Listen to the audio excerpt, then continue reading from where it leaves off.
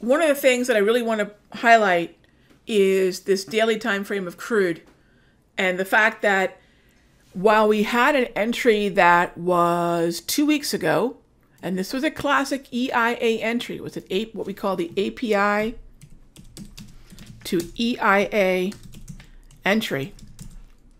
We did this 3-4 weeks in a row, and every Wednesday we're basically looking for the volatility reaction on the EIA numbers to project a lower low, and we buy it. And we did that a number of times to some small, nice gains. In fact, you can draw a vertical line on all the Wednesdays for the past 4 or 5 weeks and kind of see what we were doing.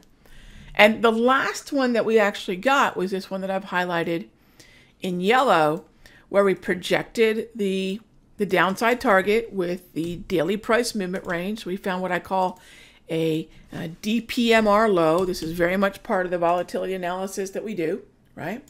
And then we bought that level. And subsequent to that entry, we haven't had an opportunity since. We just haven't had another shot other than that day, the 15th, when we sold off, the 22nd, the 29th, we just haven't had another opportunity. And the reason is one part awesome and one part maybe a little frustrating, in that the trades kept going in the direction that we want. So if follow through is a problem, then yeah, this is a problem. It just hasn't given us another EIA entry since. Only because the one that we took on that day, again, going back to the 15th, just works so darn well. So pretty much looking at a move from 64.85, 64.55 all the way up now to $70. The question now is, are we going to get an opportunity to see a correction? And if I'm being a little aggressive, is there an opportunity here in what I believe to be an overbought Darvis zone? Now, a lot of you know that I use the Darvis levels to not have to draw subjective manual levels. I can automate all that with the Darvis, which I love, which is what we've got here. And in this area, we know it's overbought. And then if you even throw the ready aim fire or a slow stochastic, I mean, it's looking like this is starting to sync up really nicely. And that's exactly what I want to see. So whether I'm looking at the stochastic or whether I'm looking at the ready aim fire, you can, and I mentioned both because, you know, obviously ready aim fire is awesome, but it's a premium indicator. So I want to at least give you all a free alternative. And I think the two most popular ones are the slow stochastic 21K 3D setting and also a 14 period Fisher transform. It's a handful of folks that have told me they like using that. That's fine. 14 period Fisher transform or a 21K 3D slow stochastic. But that comes second to the price area itself. So whether or not we end up taking it short, I do want the first thing for everybody to realize is if you were long from here, which we did, bought it down here,